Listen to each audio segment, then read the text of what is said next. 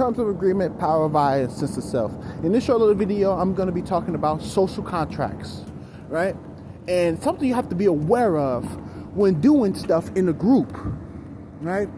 And how to get over it, and that, and this, and that. All right, let's get to it. Yeah! All right. Anyways. So, social contracts. Social contracts. All right, I'm going to add in this thing called situationalism, right? Which says that every experience have a situation to it.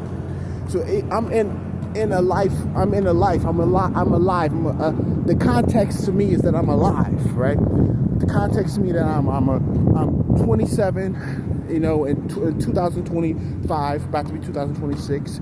It's winter, right? I'm in Chicago. That's the context, right? That's the situation, right? Now that I got that out, so now we know what a social contract is. A social contract is that I fall underneath that contract, those terms of the agreement, right? Whether I like it or not. All right, right? So every person within the group has the same context, right?